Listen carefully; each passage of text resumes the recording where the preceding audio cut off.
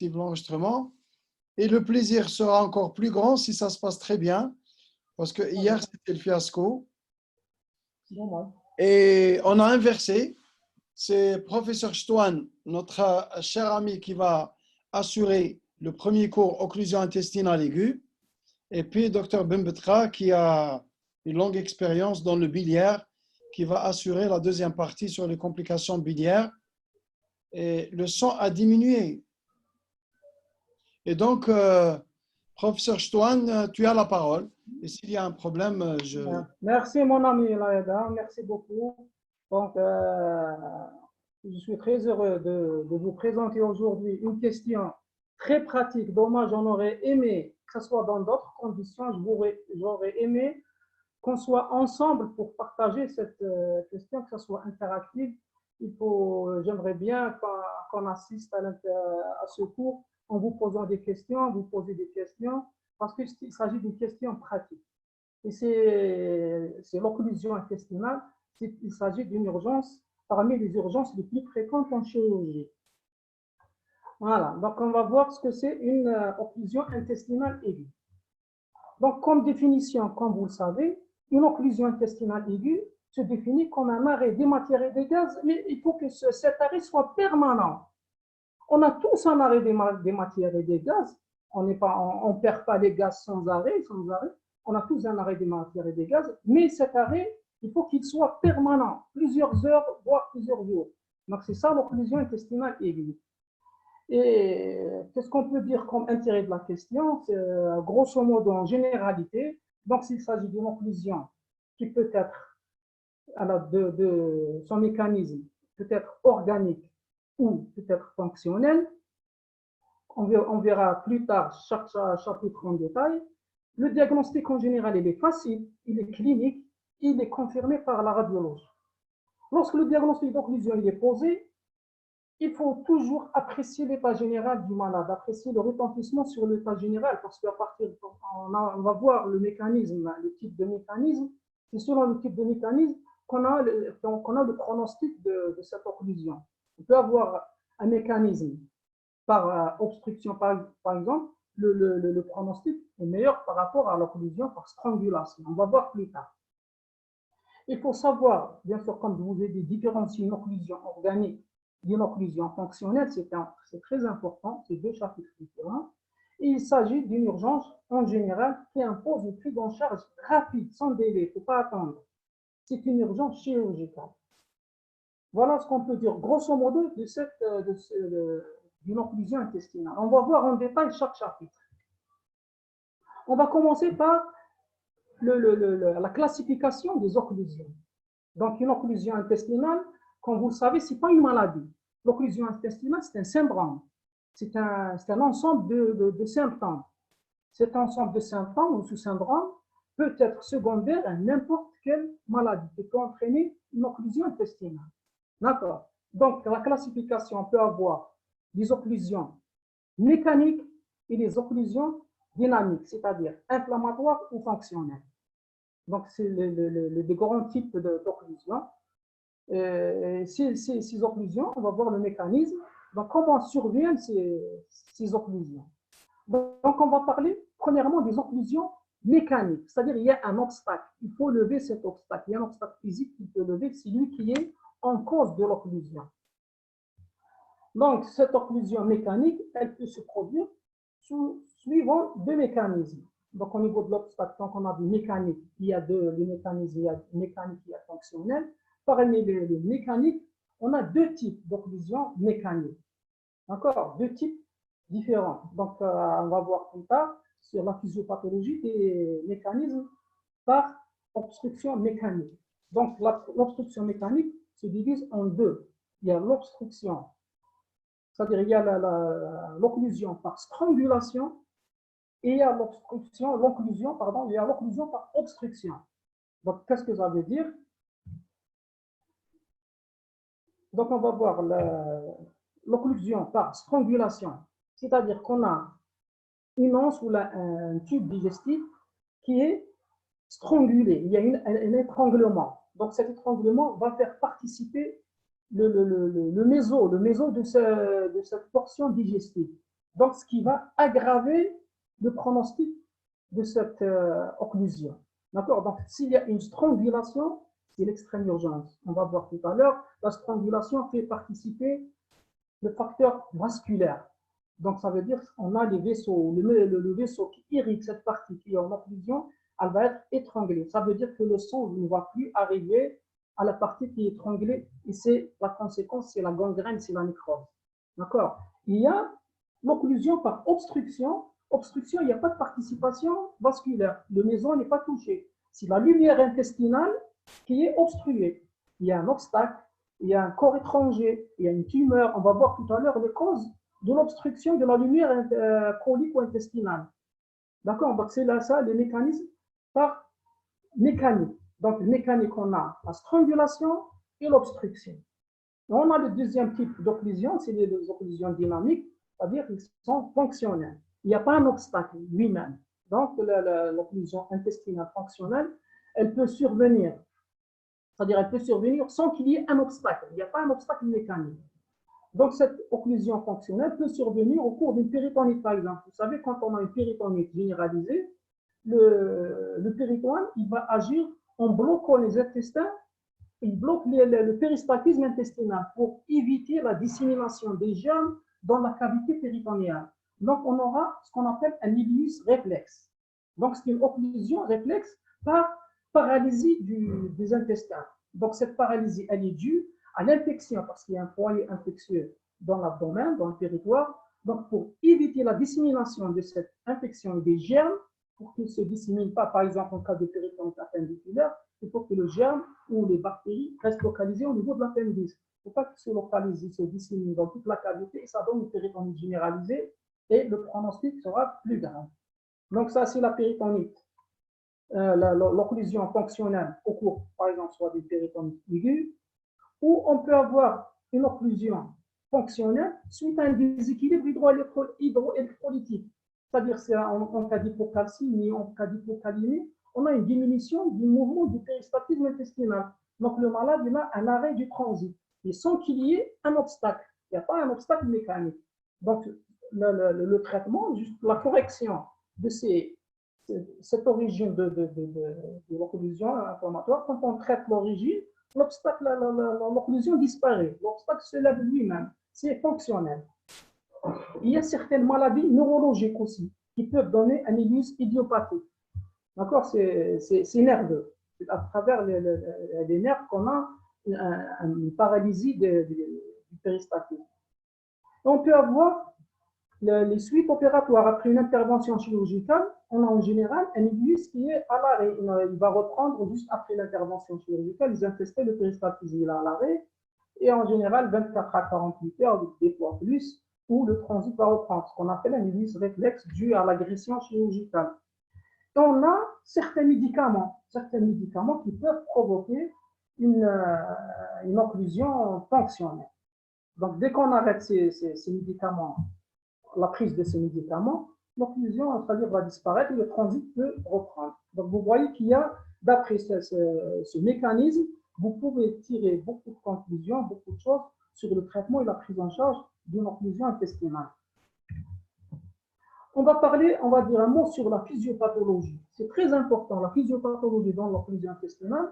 À travers la physiopathologie, vous allez voir comment le malade va réagir à cette occlusion. Par exemple, une occlusion intestinale sur obstacle et une occlusion intestinale par strangulation, ce n'est pas la même physiopathologie. C'est deux mécanismes tout à fait différents. Et le pronostic n'est pas le même dans les deux mécanismes.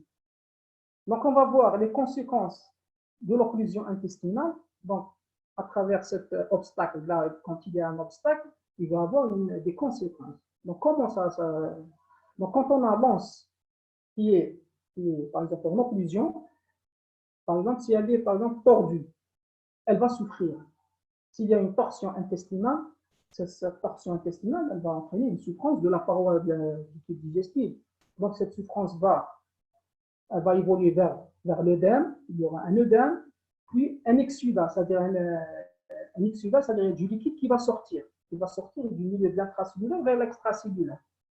On a des vaisseaux sanguins mésentériques sont aussi tordus et l'arrêt de la vascularisation provoque une gangrène de l'anse intestinale. Donc là, vous comprenez qu'il s'agit d'un mécanisme par strangulation. Donc il y a une strangulation parce qu'il y a une torsion.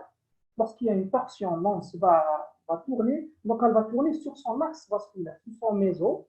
Donc cette torsion va entraîner une strangulation sur le vaisseau et sur la paroi digestive. Donc il va avoir un arrêt de vascularisation, un arrêt de sang vers le tube digestif qui est en occlusion, et il va y avoir passage de toxines. Il va y avoir va se constituer une ischémie, une gangrène.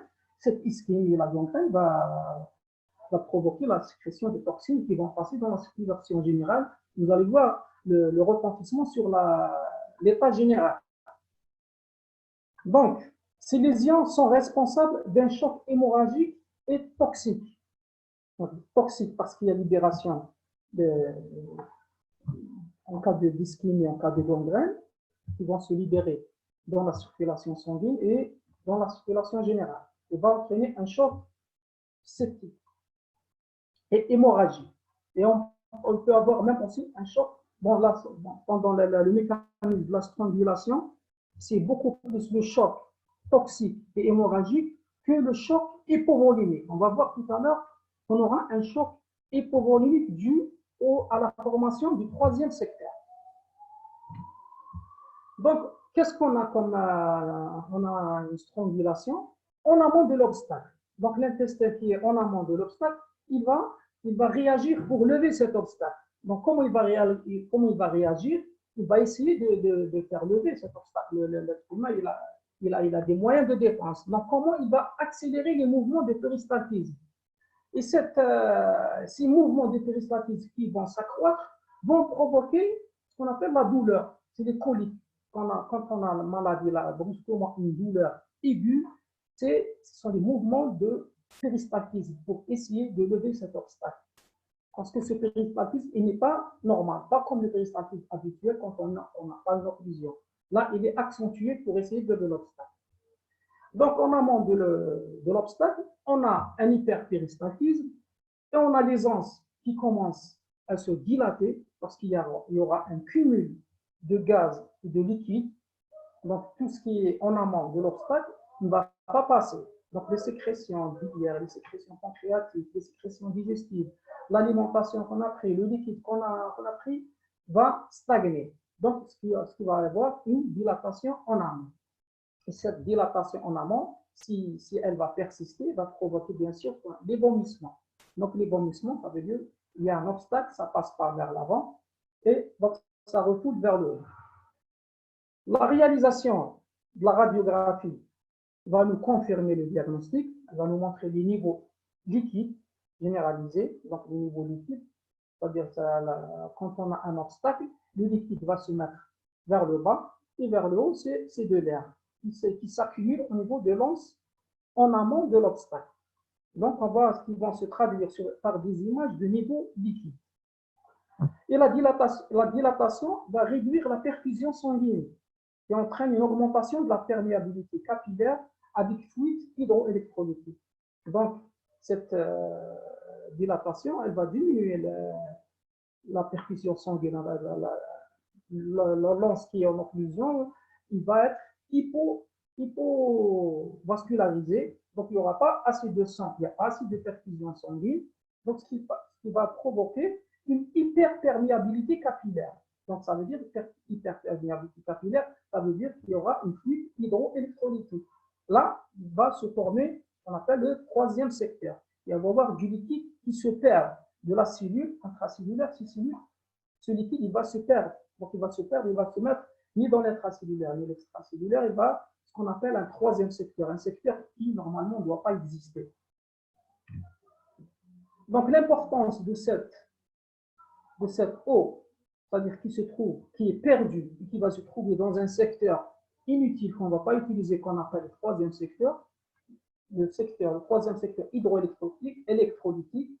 Donc, il est responsable, si le troisième secteur il va augmenter, il va être abondant, donc il va provoquer une déshydratation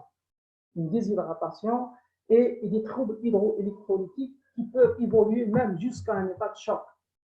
Donc, vous voyez, donc de l'occlusion, dès l'occlusion qui commence par l'hyperpéristaltisme, par la douleur, jusqu'à l'état de choc. Donc, l'état de choc qui est secondaire à l'accumulation de tous ces liquides en amont de l'obstacle. Donc, l'importance du ballonnement intestinal, quand on a un ballonnement important, il va retentir sur la fonction respiratoire. Donc, le malade il va avoir une respiration superficielle, donc ce qui peut entraîner une insuffisance respiratoire et par conséquent une diminution d'apport en oxygène. Et même, bien sûr, quand on a une hypovolémie, on aura les reins aussi qui vont subir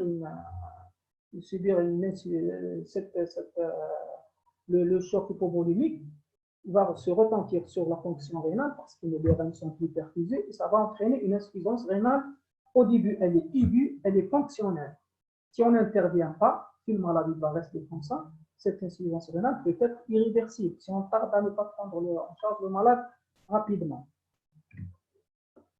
Si l'obstruction intestinale n'est pas traitée à temps, donc le malade il est en occlusion, il traîne, soit il se présente en urgence, si on n'est pas pris en charge, il va être adressé ailleurs, ou il ne se présente pas, il reste chez lui, il ne faut pas qui va l'accompagner. Donc il va se constituer une nécrose, donc une nécrose intestinale. Donc cette nécrose, elle est due à l'obstruction chronique. Donc soit l'obstruction, elle est chronique. En général, l'obstruction n'entraîne pas de nécrose. En général, c'est la strangulation. Donc, s'il y a une anse volvulée, elle est tordue sur son méso. Si on attend plus de 6 heures, par exemple, 6 heures, c'est le temps de la formation de nécrose. Si un organe qui n'a pas un apport sanguin pendant 6 heures, eh bien, c'est l'ischémie qui va s'installer, c'est la nécrose. C'est la même chose pour l'intestin. S'il y a une portion digestive, un segment du tube digestif qui est tordu, et sur son axe vasculaire, donc ça veut dire que le sang ne va pas arriver dans cette portion, il va avoir une nécrose. Donc, quand on a une nécrose, cette nécrose, donc la paroi, elle est vraiment très, très friable, donc elle peut donner une perforation, elle va se perforer cette nécrose. Ça y est, la paroi, elle n'a plus d'élasticité, elle est très fragile, elle va se perforer, et là, le diagnostic sera encore plus grave. Donc, on a l'occlusion, l'état de choc septique, plus la péritonite, suite à la perforation de cette anse qui est perforée. Donc, s'il y a une occlusion intestinale qui évolue vers la péritonite, c'est 99% de décès. Donc, vous avez maintenant une idée à peu près sur le mécanisme de l'occlusion intestinale, comment elle se forme, cette occlusion, et la physiopathologie, quelles sont les conséquences de cette occlusion. Donc, si on tarde, on ne prend pas en charge précocement les patients, vous avez vu, les conséquences, c'est l'état de choc. L'état de choc, c'est surtout pour les formes occlusion par strangulation. Donc, la prise en charge doit être rapide. On va dire un mot sur les diagnostics positifs d'une occlusion intestinale. Normalement, quand vous avez vu maintenant la physiopathologie, on va, à partir de cette physiopathologie, on va tirer les signes cliniques d'une occlusion intestinale qui sont faciles. Donc, vous avez les signes fonctionnels. Le premier signe, c'est la douleur. Donc, c'est la douleur, c'est l'hyperpéristaltisme qui essaie de lutter contre l'obstacle. Vous avez des vomissements. Les vomissements, c'est le cumul de liquide et de l'alimentation qui est en amont de l'obstacle. Donc, il y a un cumul. Il y a les sécrétions digestives, il y a les sécrétions biliaires, il y a les sécrétions pancréatiques, il y a l'apport oral qu'on a pris, l'alimentation, il y a le liquide. Donc, tout ça va s'accumuler et va entraîner après des vomissements. Donc, les vomissements sont d'autant plus précoces quand on a, par exemple, un malade qui a des douleurs et même pas 1 heure ou 12 heures après, il va vomir. Donc là, ça veut dire que l'obstacle, il est haut situé. L'obstacle, il est proche du duodénum. Donc, c'est les premières anses jejunales qui sont obstruées. Et quand l'obstacle, il est plus bas, c'est-à-dire c'est colique, là, c'est l'inverse. On aura des vomissements tardifs, voire même pas sans vomissement. Et par contre, si l'obstacle est très bas, c'est-à-dire vers le côlon, l'obstacle est colique, on aura l'arrêt des matières et des gaz. Donc, l'obstacle est bas, Donc, les gaz et les matières ne vont plus sortir. C'est le premier signe qui apparaît en premier. C'est la douleur et l'arrêt des matières et des gaz. Donc, l'arrêt des matières est le symptôme principal. Il peut être masqué par la vidange du segment intestinal distal. Vous pouvez avoir un malade qui se présente en urgence pour douleur et ballonnement abdominal. Il a tous les signes de l'occlusion, mais il vous dit que j'ai aimé, il y a tout à l'heure, il y a une heure là, j'ai aimé quelques gaz. Là. Donc, il faut se méfier. Ces gaz qui ont été émis ou même parfois, on peut mettre des sels, même diarrhée. On peut mettre des sels. C'est ça, c'est ce qu'il y a en aval de l'obstacle. Parce qu'on a le tube digestif, il y a un obstacle au niveau du tube digestif, le tube digestif, il est là. Donc, en amont du tube digestif, en amont de l'obstacle, on peut avoir des vomissements, et en aval, on a arrêt des matières et des gaz. Mais cet arrêt des matières et des gaz peut être tardif, parce que l'arrêt des matières et des gaz, on peut avoir des gaz et des matières qui existent déjà avant l'installation de cette occlusion. Donc, une fois avoir éliminé tous les gaz et les matières, là, on aura un arrêt définitif des gaz et des matières. Là, on a vu les signes fonctionnels. Donc, les signes fonctionnels vont nous ramener à examiner le malade. Donc, les signes physiques. Donc, quels sont les signes physiques de l'occlusion intestinale? Donc, on a vu qu'il y a un obstacle, il y a une dilatation en amont, il y a une distension. Donc, ça veut dire qu'on aura un météorite. Le météorite,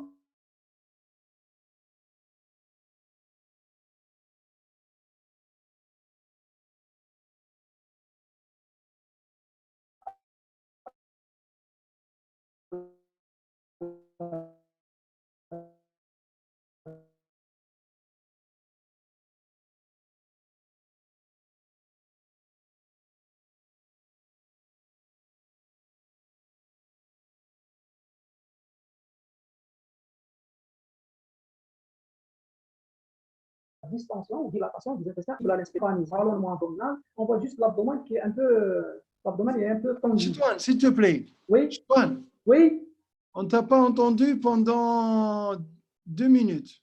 2 minutes. Ah bon? 2 minutes, c'était bloqué. Reprends un peu, s'il te plaît. D'accord, d'accord. Parce que j'ai pas eu ici des remarques là, des... Non, non, reprends. Et là maintenant ils m'entendent? Si, là, on t'entend bien, là. D'accord, très bien, je vais reprendre. D'accord, merci. Et la même plaque, hein? D'accord, d'accord. Non, la plaque météorisme. Ah d'accord, très bien. Météorisme. Reprends du début de cette plaque. D'accord. Donc, si vous ne m'avez pas entendu, je vais vous reprendre. On a parlé des signes fonctionnels. Maintenant, on va vous parler donc ces signes fonctionnels. Pour confirmer l'occlusion intestinale, on doit examiner notre malade. Donc, un malade qui a une occlusion intestinale, donc il a un obstacle, ça veut dire qu'il y a une dilatation en amont. Cette dilatation va se traduire par un météorisme. Donc, c'est-à-dire un météorisme qui associe un ballonnement qui est visible à l'inspection. Et quand on va percuter, on va entendre un tympanisme qui traduit la présence de gaz, l'excès de gaz. Donc, l'abdomen et la palpation, l'abdomen est tendu ou légèrement sensible de façon diffuse. C'est-à-dire qu'il n'y a pas de signe de défense généralisée comme on a les signes en cas de péritonite. Par contre, des fois, on a une défense localisée. Là, quand on a une défense localisée, c'est un signe péjoratif. Ça veut dire quoi? S'il y a une défense, ça veut dire qu'il y a un problème, il y a un germe, il y a une inflammation, il y a une réaction. Ça veut dire qu'il y a une anse qui est en train de souffrir. Et cette anse, elle peut même être perforée. Une petite orifice, petite perforation, et va nous donner une souffrance localisée. C'est-à-dire là, ça veut dire que c'est un signe d'alarme. Si on a c'est-à-dire on a une défense localisée. Et surtout, par exemple, en cas de douleur, en cas de signe fonctionnel, la douleur, elle est intense en début, elle est intense et permanente parce qu'il y a un péristaltisme. Des fois, il y a un arrêt brusque de la douleur, le malade n'a plus de douleur. Là aussi, ça peut nous inquiéter. Ça peut nous inquiéter parce que c'est possible que cette anse qui a lutté contre l'obstacle, elle est maintenant à un stade de nécrose, elle est ischémique. Donc, s'il y a une nécrose, il n'y a plus de péristaltisme, il n'y a plus de douleur. D'accord? Donc, c'est deux signes qui peuvent être péjoratifs. C'est l'absence de la douleur et la présence d'une défense localisée. Normalement, en cas d'occlusion intestinale, il y a un ballonnement abdominal, il n'y a pas de défense généralisée. Et la défense, si elle existe, elle doit nous alarmer. Voilà. L'auscultation, donc on peut trouver un borborygme, ça c'est en rapport avec un hyperpéristatisme, le signe de lutte, en amont de l'obstacle. En amont de l'obstacle, soit il y a un silence abdominal qui traduit la paralysie de l'intestin, c'est-à-dire qu'il y a une occlusion, soit l'intestin, il est en strangulation, il y a un facteur vasculaire, il y a une nécrose, ça veut dire que c'est un signe d'alarme aussi. La palpation comporte l'examen attentif des orifices herniens. Au début, il y a l'inspection, on cherche les orifices herniens, parce que là, on est devant une occlusion intestinale. L'occlusion intestinale, comme je vous ai dit au début, c'est un syndrome. On ne sait pas quelle est l'origine de cette occlusion. Il faut chercher les causes de l'occlusion. Donc, à l'examen clinique, quand un malade se présente en occlusion, je dois l'examiner.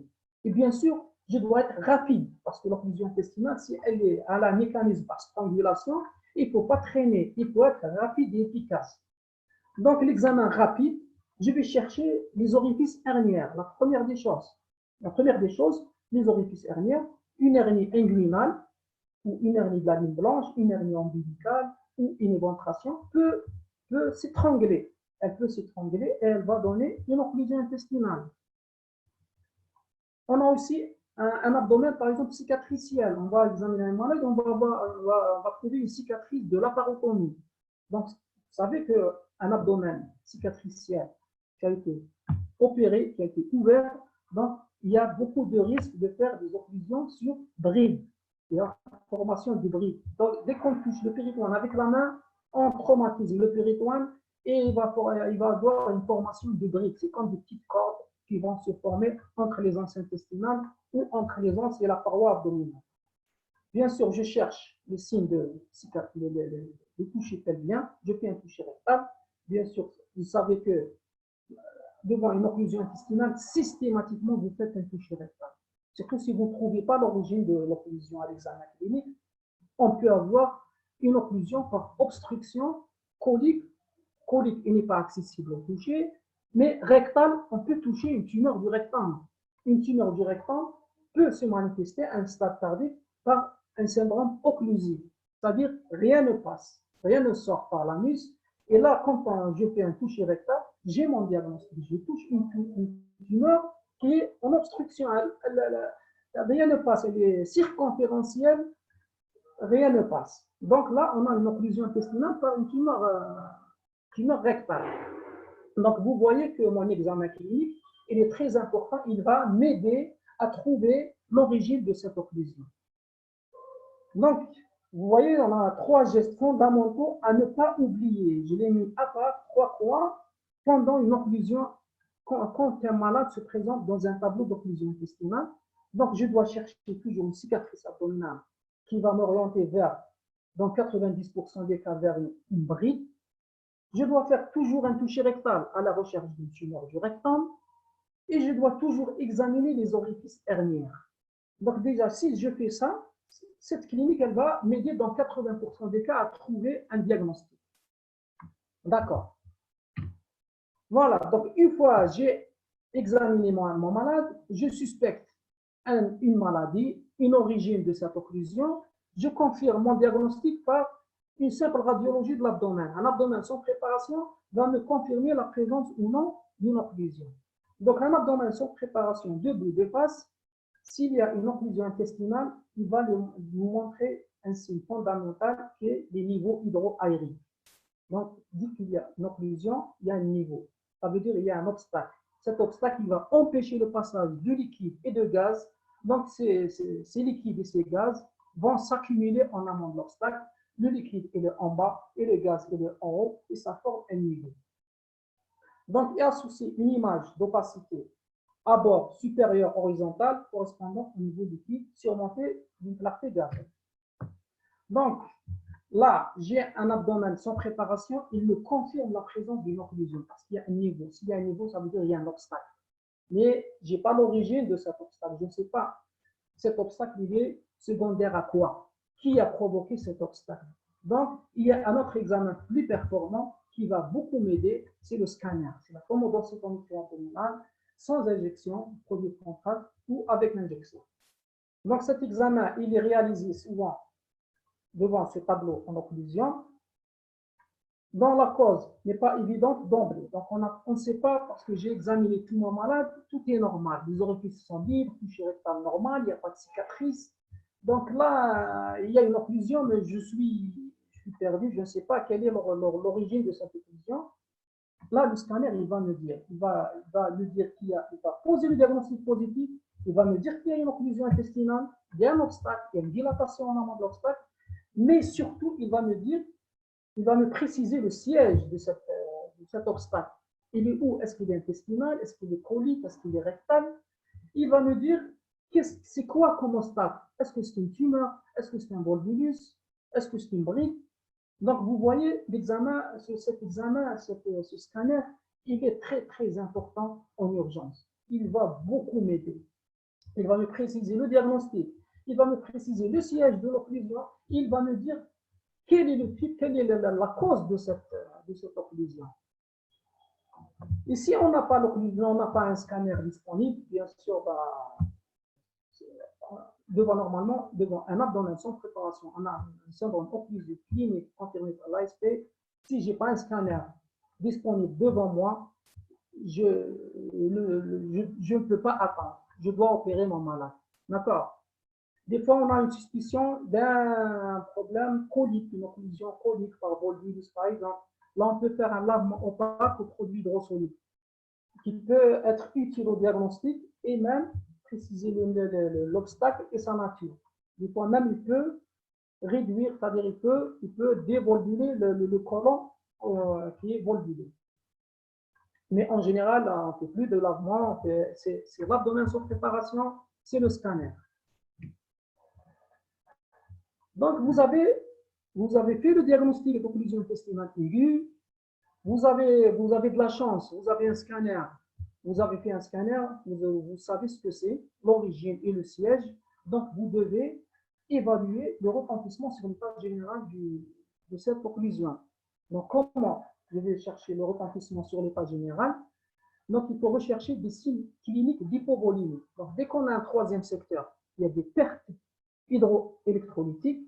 Donc, dès qu'il y a une perte hydroélectrolytique, dans le troisième secteur, qui est un secteur perdu pour le corps humain, donc il va avoir un choc hypovolémique. Donc on aura une tachycardie, une hypotension artérielle, une oligurie. Oligurie, qui traduit l'insuffisance rénale aiguë, une hypotension artérielle par perte liquidienne importante, par choc hypovolémique et la tachycardie. Si vous avez des signes d'hypovolémie ou des signes de choc, ça veut dire qu'on est déjà dans un stade évolué. Le pronostic il est mauvais, il faut faire vite. D'accord? Ça, c'est l'évaluation sur le retentissement général. Donc, on peut avoir un état de choc hypovolémique, on peut avoir une insuffisance rénale fonctionnelle par hypoperfusion rénale, mais aussi par la déshydratation le plus souvent extracellulaire qui est en rapport avec le troisième secteur. Et bien sûr, étudier l'équilibre acide-base pour reconnaître une alcalose hypochlorémique d'une occlusion haute. Vous savez que plus l'occlusion est haute, plus il y a une perte hypochlorémique. D'accord? Donc une alcalose qu'il faut corriger le plus tôt possible. Voilà. Une fois on a évalué le retentissement sur l'état général, on va essayer d'avoir, si on n'a pas un scanner par exemple, on va essayer de déterminer, vous êtes en urgence dans un coin perdu, vous n'avez pas des examens complémentaires à part l'abdomen sans préparation, vous devez chercher le type d'occlusion, c'est-à-dire vous devez classer. Est-ce que c'est une occlusion par obstruction ou par strangulation, ou est-ce que c'est une occlusion fonctionnelle? Et bien sûr, chercher le siège de cette occlusion, comme on a vu tout à l'heure. Donc, l'essentiel est de regrouper rapidement les éléments qui vont permettre de poser une indication opératoire en urgence. C'est ça le but de ce cours d'aujourd'hui, c'est de comprendre qu'une occlusion intestinale, on a une occlusion intestinale qui peut attendre et on a une occlusion intestinale qui est l'extrême urgence. Il y a la participation vasculaire, comme je vous ai dit tout à l'heure, et il y a le temps de 6 heures. un organe qui n'est pas perfusé, qui n'est pas transfusé, pendant 6 heures, c'est la mort, c'est la nécrose. D'accord? Et s'il y a nécrose, le pronostic il est péjoratif. Il faut éliminer, bien sûr, devant déterminer le type, vous allez chercher le mécanisme, est-ce que c'est obstruction ou strangulation? Là, il faut éliminer, bien sûr, une constipation grave chez certains malades, donc qui peut se comporter comme une occlusion fonctionnelle. Donc, distinguer l'occlusion fonctionnelle aussi, qui n'implique pas la sanction chirurgicale en urgence. Donc, vous aidez, il faut éliminer une constipation grave, éliminer aussi une occlusion fonctionnelle. Une occlusion fonctionnelle, ça veut dire que ce n'est pas vraiment urgent, ce n'est pas comme l'occlusion par strangulation. Il faut l'occlusion fonctionnelle, il faut chercher la cause. Et préciser le siège et le mécanisme en cas d'occlusion mécanique. On va voir premièrement comment on va éliminer une constipation grave. Donc, la constipation grave, elle est opiniâtre, elle est favorisée par un allaitement prolongé. En général, c'est des sujets âgés qui sont alités. Ils ne marchent pas, qui ne sont pas debout, ils sont tout le temps alités. Ils ne boivent pas, il y a une restriction hydrique, ils sont déshydratés. Ils prennent des médicaments tous les jours chroniques, c'est des maladies chroniques. En général, ça stagne, on a des fécalums, c'est des fécalums. Là, ça devient des fois comme un obstacle par obstruction, ça peut donner une occlusion par obstruction par fécalum. On peut avoir un syndrome d'Ogilvie dans les constipations graves. C'est quoi un syndrome d'Ogilvie? Le syndrome d'Ogilvie, c'est une colectasie, un côlon qui est très distendu avec arrêt des matières et des gaz, mais sans obstacle. Il n'y a ni obstacle, ni un problème fonctionnel ou inflammatoire. Donc, c'est le côlon qui fait une paralysie. Il se distend et rien ne passe. Le malade fait un syndrome occlusif transitoire. D'accord? Donc, il n'y a pas d'obstacle. Et il n'y a pas aussi une occlusion secondaire fonctionnelle ou inflammatoire. D'accord? C'est le syndrome d'Ogilvie. Pouvant conduire à une véritable syndrome d'occlusion, une véritable occlusion fonctionnelle, et peut prendre le masque d'un syndrome occlusif. Donc, vous voyez, vous avez un malade en occlusion qui se présente en occlusion, vous devez faire rapidement la part des choses. Donc, vous devez éliminer tout ça pour garder en urgence et surtout dans la tête l'occlusion par strangulation. Commencer toujours par chercher les signes de retentissement d'une occlusion par strangulation. Donc, comme je vous ai dit tout à l'heure, les constipations graves sont caractérisées par un arrêt des matières et des gaz remontant souvent à plusieurs jours. Donc, une occlusion mécanique, plusieurs jours, ce n'est pas possible, le malade ne peut pas rester plusieurs jours. L'examen, vous allez trouver un abdomen qui est météorisé, tympanique, mais on a des matités au niveau des flancs, on n'a pas un tympanisme. Ça veut dire les gaz sortent, il y a quelques gaz qui sortent, mais le malade ne se rencontre pas. Mais il y a des matités, ça veut dire qu'il y a la présence des matières. Donc le côlon est plein de matière. Le toucher rectal, l'ampoule rectale, elle est remplie de matière aussi. Le rectum n'est pas vide, il n'y a pas une tumeur rectale. Et l'abdomen de préparation, là, quand je fais un abdomen sans préparation, il va me montrer une distension gazeuse, mais là, la différence, il n'y a pas de niveau. Il n'y a pas de niveau hydro-aéré.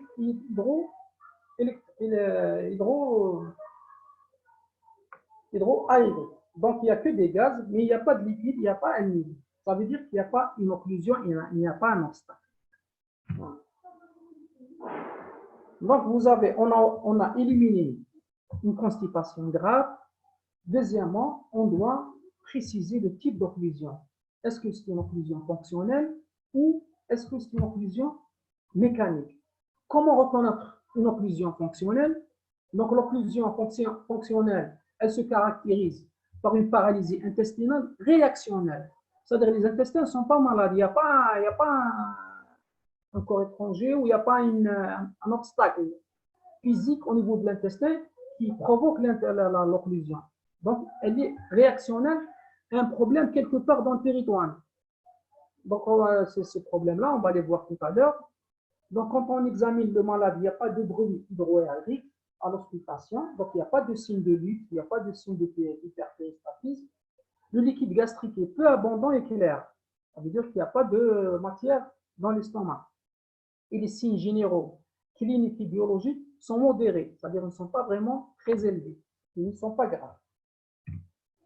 Donc la radiographie, quand on fait l'abdomen sous préparation, il va nous montrer une dilatation diffuse du grêle et ou du côlon, soit les deux, soit l'un des deux. On appelle une aéroilie ou une aérocolie. On les rencontre lors d'un épisode douloureux intra- ou rétropéritonéal. Donc, quand on a une douleur abdominale, par exemple, une crise aiguë de douleur, cette crise la plus fréquente, c'est la colique néphritique, par exemple. Cette colique néphritique peut provoquer un illus réflexe. D'accord? Elle va provoquer un illus réflexe transitoire dû à cette douleur, à cette crise douloureuse. On peut avoir aussi un illus réflexe au contact d'un foyer infectieux. Par exemple, si on a une appendicite, une sigmoïdite, une cholécystite ou n'importe quel foyer inflammatoire sur le côlon, il peut se traduire par un illus réflexe inflammatoire. Donc, pour éviter de, comme je vous ai dit tout à l'heure, de disséminer les germes dans toute la cavité péritonéale. La pancréatite aiguë aussi, elle peut donner un tableau d'occlusion fonctionnelle. Chez les vieillards atteints de troubles neurologiques, peuvent aussi avoir, par exemple, maladie de Parkinson ou des troubles psychiatriques, peuvent avoir des occlusions fonctionnelles.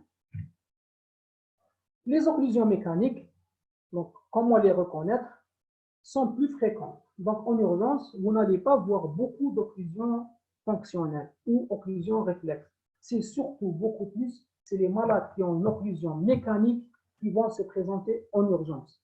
En général, les occlusions fonctionnelles, vous allez les voir à l'hôpital pour les malades hospitalisés. Les occlusions mécaniques sont les plus fréquentes et relèvent d'un transfert d'urgence en milieu chirurgical. Donc, une occlusion intestinale doit être vue et examinée et gardée dans un milieu chirurgical. Elles peuvent siéger sur le grêle ou le côlon. Donc, on sait qu'il y a une occlusion, elle est mécanique, mais on ne sait pas est-ce que c'est le grêle ou le côlon.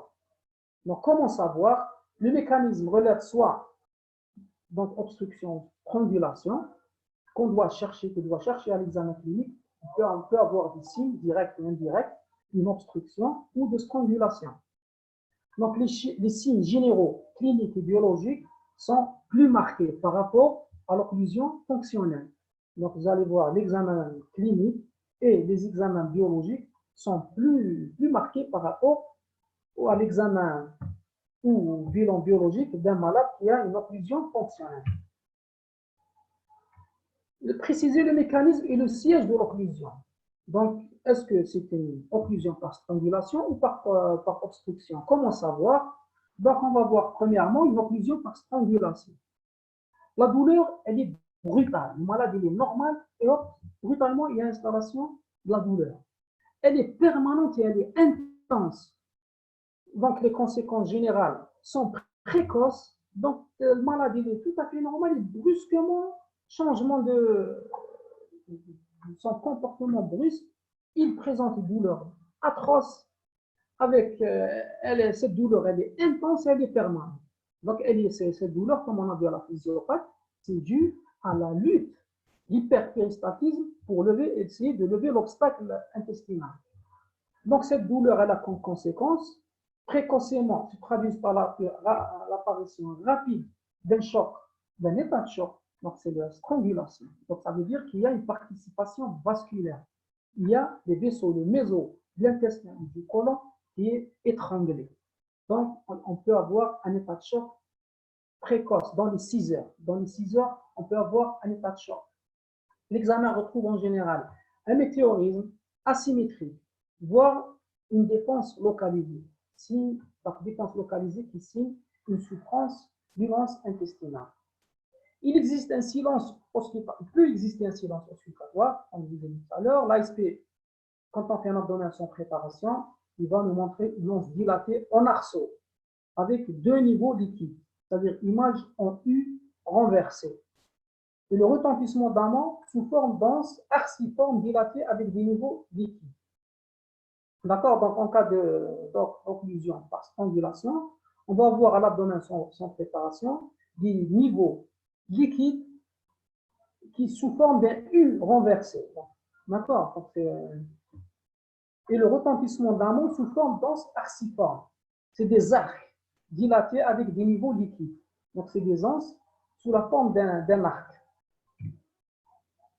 Donc, les reconnaître quand on a ces signes à l'abdomen sans préparation, c'est fondamental, c'est important. Elle va nous orienter vers le mécanisme par obstruction.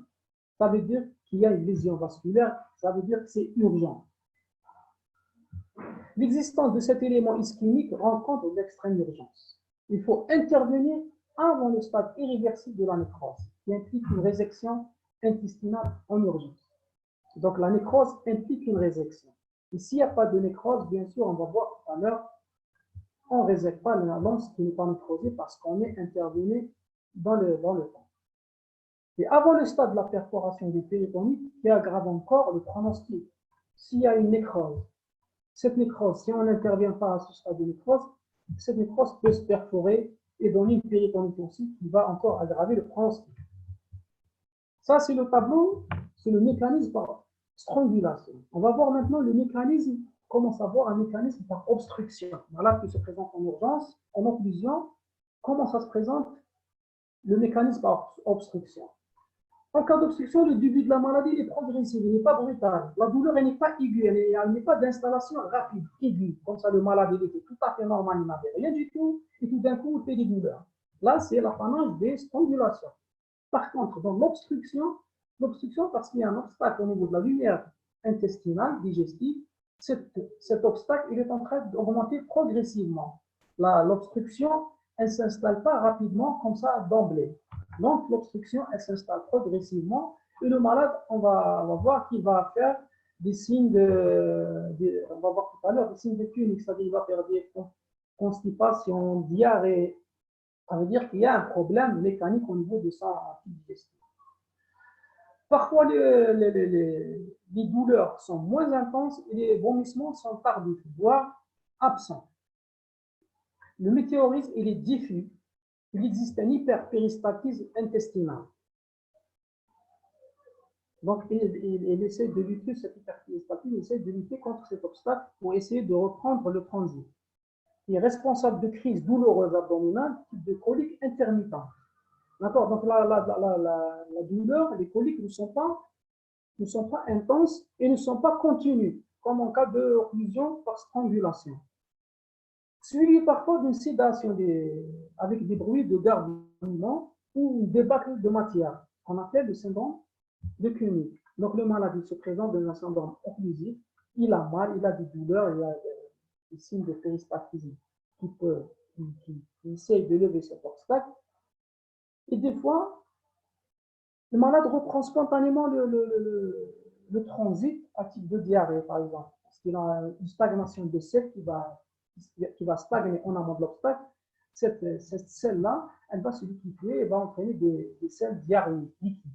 Donc, le malade peut reprendre son transit à travers un petit pertuis, par exemple sur une tumeur qui n'obstrue pas complètement la lumière colique. Elle peut avoir un petit orifice qui va permettre le passage de matière liquide.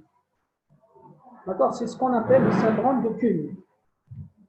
Le retentissement général, il est tardif dans les occlusions obstructives. Donc, vous voyez, par rapport à la retentissement par strangulation, le retentissement, il est précoce. Là, il est tardif.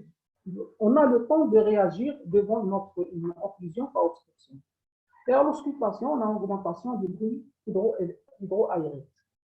La radiographie peut nous montrer des images variables, donc en fonction de l'étiologie, mais beaucoup plus pour leur topographie qui est diffuse. Donc ça dépend de la cause de cette obstruction, on va avoir des images différentes. Donc l'urgence est moins grande par rapport à l'occlusion par strangulation. Mais tout retard, même si on est devant une obstruction, ça ne veut pas dire qu'on va lâcher notre malade. Il faut le prendre en charge rapidement, parce que c'est vrai, il n'y a pas d'urgence vitale dans les 6 heures, mais je ne dois pas le libérer, je dois le prendre en charge. Donc, tout retard va aggraver la distension d'amont et faire apparaître un risque vasculaire pariétal. Donc, si je laisse mon malade avec une tumeur, par exemple, un obstacle au niveau du côlon gauche, par exemple, cet obstacle, il va résister, le malade, parce qu'il n'y a pas une compression, il n'y a pas une atteinte vasculaire de son méso, il n'y a plus la lumière colique qui est obstruée. Cet obstacle-là, si on ne va pas le prendre en charge, le malade il tarde à consulter, 24 heures, 48 heures, 72 heures, il va avoir une dilatation en amont de cet obstacle. Il y a une tumeur circonférentielle, il y a une obstruction, ça veut dire qu'il va y avoir une dilatation en amont. Surtout, ça se voit au niveau du côlon gauche. Du côlon gauche, au niveau du sigmoïde, il peut y avoir une tumeur au niveau du sigmoïde très fréquente. Si elle n'est pas prise en charge précocement, il va y avoir une dilatation en amont de cet obstacle. Cette dilatation, elle se propage jusqu'à ce qu'elle arrive au niveau du sécom, au niveau de la valve iliocécale. Là, le sécom, il va se dilater. Plus on tarde, plus le sécom se dilate. Et là, si la dilatation va augmenter de volume, va dépasser les limites, on va avoir ce qu'on appelle une perforation diastatique. La perforation diastatique, c'est la perforation en amont d'un obstacle. Ce n'est pas l'obstacle lui-même qui va se perforer, qui va subir le geste, c'est à distance, c'est au niveau du sécom. Et si comme il se dilate, il va s'éclater, il va se perforer. Il va donner une péritonite. Donc, c'est le pronostic, il est plus grave. Donc, ça, c'est en cas d'obstruction, mais le malade n'est pas pris en charge. Il traîne, il a présenté les signes cliniques pendant 3 jours, 4 jours, il n'est pas pris en charge, donc il peut aussi évoluer vers la perforation diastatique, ou voire même la perforation du segment qui est en occlusion. Donc l'examen clé qui va nous aider, bien sûr, comme on a dit tout à l'heure, c'est le scanner. Il est très utile, il va nous préciser l'obstacle qui correspond à une zone de jonction entre l'intestin dilaté en amont et l'intestin d'aval qui est plat. Donc, il va nous dire à quel niveau est l'occlusion. Il va nous déterminer la nature de l'obstacle. Est-ce que c'est une tumeur? Est-ce que c'est une torsion? Est-ce que c'est un volvulus? Il va nous dire la cause de cet obstacle. Il va le diagnostic de siège. Donc, on a vu au début savoir le retentissement sur l'état général du malade qui vient en occlusion, un tableau d'occlusion, il faut rapidement chercher le retentissement général, puis on va chercher le mécanisme de cette occlusion, est-ce que c'est une occlusion fonctionnelle ou mécanique? Quand on a une occlusion mécanique, il faut rapidement chercher les signes de strangulation, est-ce que c'est une occlusion par strangulation ou par obstruction?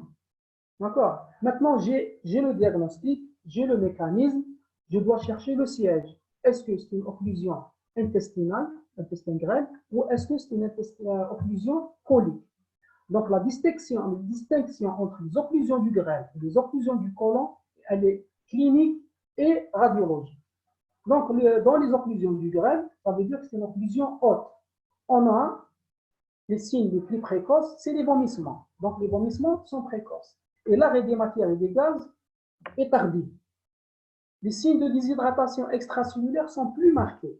Et ceci d'autant plus que l'obstacle siège haut. Ça veut dire qu'on a des pertes, on a le troisième secteur, on a les vomissements. Ça veut dire qu'il y a beaucoup de pertes liquides.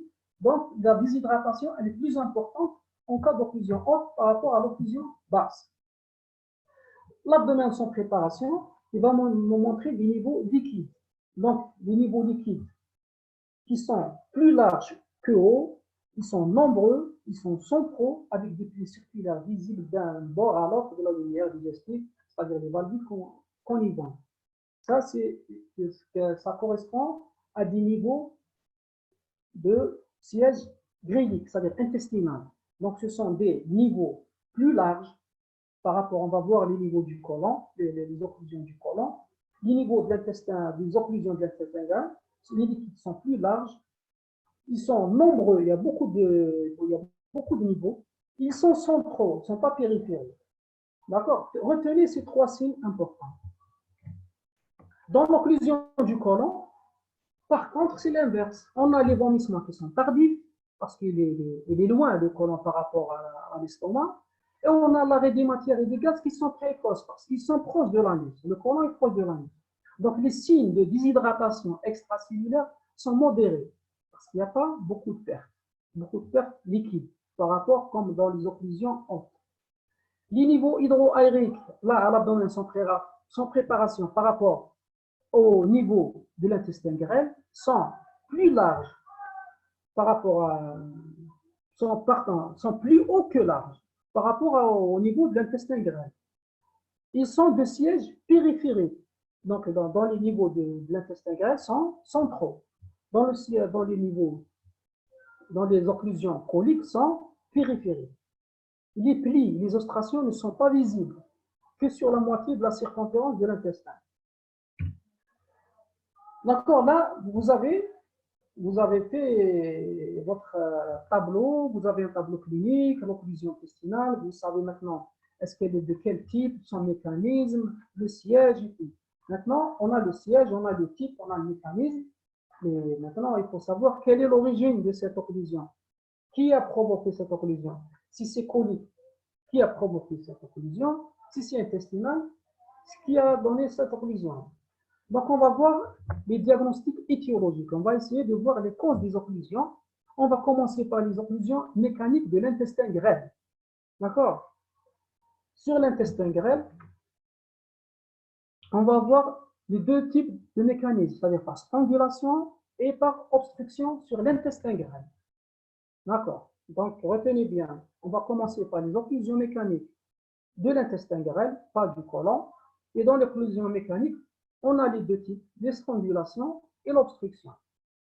Premièrement, l'occlusion par strangulation. Quel est le diagnostic le plus fréquent en cas d'occlusion par strangulation sur l'intestin grêle? On va avoir le volvulus du grêle sur bride. Donc, c'est une bride, comme je vous ai dit tout à l'heure, la bride qui survient beaucoup plus sur un abdomen cicatriciel, un abdomen qui a déjà une balafre, il a une cicatrice de la parotomie. Donc, dès qu'on a une cicatrice sur l'abdomen, attendez-vous à ce qu'on y ait une bride dans l'abdomen. Donc, les causes d'occlusion intestinale aiguë la plus fréquente, donc le volvulus sur bride, c'est avant tout une maladie du patient, la parotomisée, qui a eu une cicatrice. Le tableau est typique, donc c'est une occlusion par strangulation. On a vu les tableaux cliniques des occlusions par strangulation. Donc, les lésions responsables qui peut provoquer cette bride, c'est une bride post-opératoire qui rétrécit le pied de l'anse et facilite la rotation de l'anse et sa torsion. Toutes les interventions chirurgicales peuvent laisser en place des brides, mais surtout les interventions de laitage sous-mésocolique. D'accord? Les interventions de laitage sous-mésocolique sont beaucoup plus favorables à des occlusions sur bride. Deuxième pathologie, donc on a vu au début le volvulus du grêle sur bride. On va avoir, deuxième pathologie fréquente, c'est l'hernie étranglée. Une hernie étranglée, quelqu'un qui vient consulter dans un tableau occlusique. Quand j'examine mon malade, je trouve au niveau de l'orifice hernière, par exemple, une hernie qui est étranglée. Ou hernie étranglée ou une éventration. Donc la différence entre hernie et éventration, hernie, il n'y a pas de cicatrice, le malade n'a pas été opéré, il y a un orifice naturel. Et l'éventration, c'est une hernie qui survient sur un abdomen cicatrisé, sur une cicatrice, sur une laparotomie. Donc c'est un accident qui est évolutif, classique. Il peut être grave parce que, en cas d'hernie étranglée, on peut avoir la participation des vaisseaux, parce que les vaisseaux, le mésentère de l'intestin, il se trouve lié aussi dans l'orifice hernière. Surtout, c'est les sujets âgés, qui sont tarés et grabataires. Donc, celle-ci justifie le traitement systématique à froid de toute hernie diagnostiquée. Donc, un malade qui a une hernie qui n'est pas compliquée, il faut le conseiller à se faire opérer avant qu'il y ait l'installation de la complication. C'est-à-dire, c'est l'étranglement de la hernie. Donc, toute hernie, bien sûr, surtout chez un sujet jeune, qui n'est pas compliqué, il faut le conseiller à consulter et à se faire programmer pour une cure chirurgicale de sa hernie. Quels sont les signes d'étranglement hernière? Donc, un malade qui se présente, il a un antécédent d'hernie, mais il ne fait pas d'occlusion. Mais cette fois-ci, il vient dans un tableau d'occlusion. Comment je vais savoir que cette hernie, elle est étranglée? Donc, la douleur, elle est maximum au niveau du collet, c'est-à-dire là où il y a l'orifice de la hernie, là, la douleur, elle est là. Le malade, il vient avec sa main, qui met sa main au niveau de l'orifice de la hernie. La douleur, elle est aussi au niveau de ce collet, au niveau de cet orifice. La hernie, elle n'est plus impulsive à la toux. C'est quoi une douleur? La perte de l'impulsivité à la toux. C'est-à-dire quand je demande au malade de tousser, il n'y a rien de changé. Il y a la boule, il y a la tuméfaction, la hernie qui est à l'extérieur. Il tousse et il ne tousse pas, il est toujours en place. Donc, il n'est plus impulsive à la toux. Au moment où une hernie n'est pas étranglée, elle est réduite, quand on demande au malade de tousser, on voit une boule qui sort au niveau de l'orifice, à travers l'orifice. Là, c'est l'inverse. Donc, malade de tousse, on a toujours la tuméfaction. Elle ne sort pas et elle ne rentre pas. Et bien sûr, l'examen, quand je vais toucher cette tuméfaction, cette hernie qui est étranglée, elle ne se réduit pas, elle ne rentre pas dans la cavité péritonéale. Parce que des fois, on peut avoir une hernie étranglée. Parfois, c'est le malade lui-même qui réduit son hernie, qui fait rentrer son hernie. Il y a des anses, il y a des collants, il y a des pigments qui sortent à travers un sac hernière et qui sort sous la peau. Au niveau, on a une tuméfaction au niveau de l'aire inguinale ou hernière. Le malade lui-même, il réduit sa hernie. Mais des fois, cette hernie, elle est irréductible. Donc, si elle est irréductible, ça veut dire qu'elle est étranglée. Un autre diagnostic d'occlusion par strangulation intestinale, c'est-à-dire sur le grêle, c'est l'invagination. Donc, l'invagination, vous savez qu'elle c'est une pathologie très fréquente chez les nourrissons. Mais il faut la retenir, elle peut exister aussi chez l'adulte. Elle n'est pas fréquente, mais elle existe. Si elle existe, si un adulte fait une invagination, un tableau d'occlusion par invagination, ça veut dire que cette invagination, elle n'est pas venue comme ça toute seule. Elle est secondaire en général à une tumeur ou à un obstacle, une adénopathie, qui va provoquer cette invagination. Ce n'est pas comme chez les nourrissons, l'invagination, on n'a pas un problème, il n'y a pas de lésion organique, il y a une action fonctionnelle. Il y a par exemple une invagination qui survient comme ça, sans obstacle.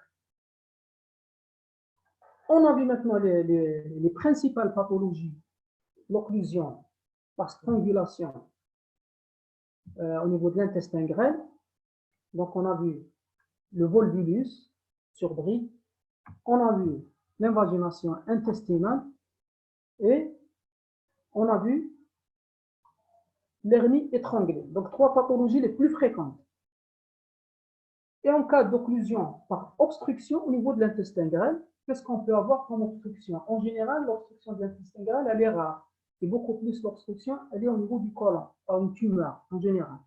Mais au niveau de l'intestin grêle, on peut avoir, mais rarement, des obstructions. Par exemple, l'obstruction qu'on peut avoir, c'est l'élius biliaire. Donc, c'est quoi un élius biliaire? Heureusement, c'est une complication qui est rare d'une cholécystite aiguë, d'un problème biliaire, vésiculaire. Donc, il y a un calcul au niveau de la vésicule biliaire. Cette vésicule peut être enflammée et donner une cholécystite aiguë. Cette cholécystite, elle est au contact avec le duodénum ou avec l'intestin. Cette inflammation, avec le temps, elle va éroder la paroi digestive.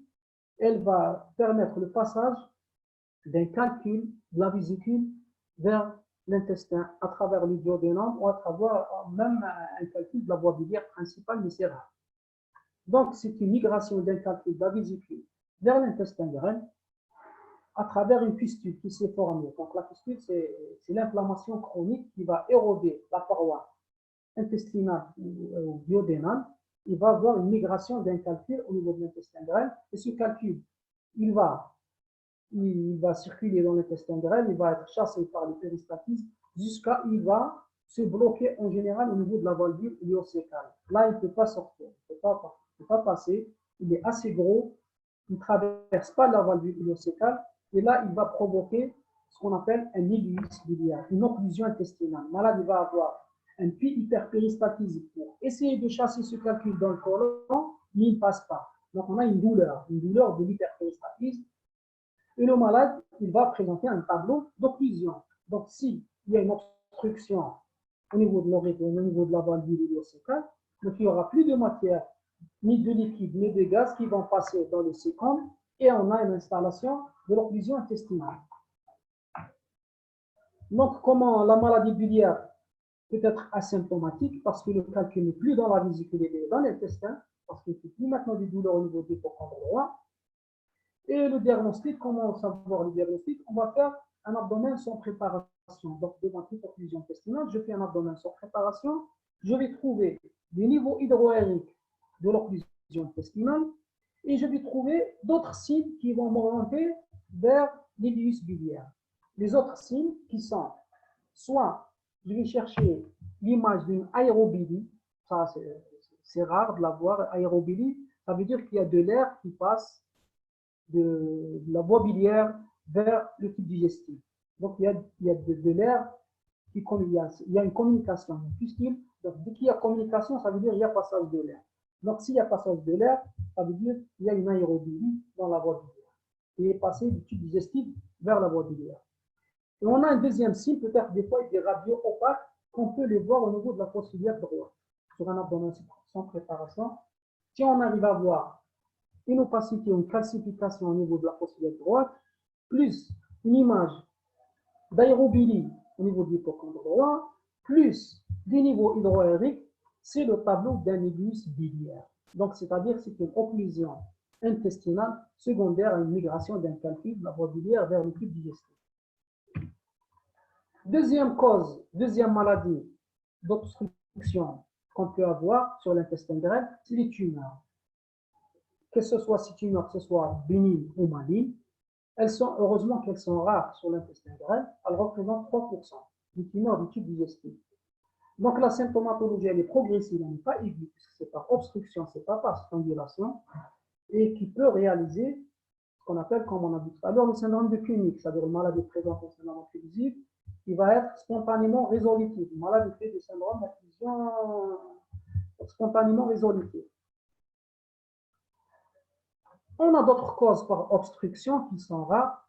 Par exemple, on a une carcinose péritonéale, c'est des nodules qui se déposent sur l'intestin, secondaires à des métastases de tumeurs digestives ou autres. On a des sténoses inflammatoires, par exemple, maladie de Crohn, qui peut donner une sténose intestinale. On a un hématome pariétal qui est secondaire en général des antivitamines K, c'est-à-dire le syndrome, malade qui est sous antivitamine K. Il n'est pas bien équilibré, il peut avoir un TP bas et elle va avoir un hématome au niveau des parois intestinales. On peut avoir des anomalies congénitales, par exemple comme le mésentère commun, un diverticule de Meckel, qui peuvent donner des occlusions par obstruction. On peut avoir aussi des corps étrangers, un parasite, les ascaris, les bézoars, donc tout ce qui entraîne une obstruction au niveau de la lumière intestinale. Voilà, c'est les occlusions mécaniques sur l'intestin grêle. On va voir les étiologies des occlusions mécaniques, mais sur le côlon. Donc, mécanique sur le côlon, on va les diviser en deux, bien sûr, comme l'intestin grêle, par strangulation et par obstruction. L'occlusion mécanique par obstruction au niveau du côlon, comme vous savez tous, la plus fréquente et la plus connue, c'est le volvulus du sigmoïde.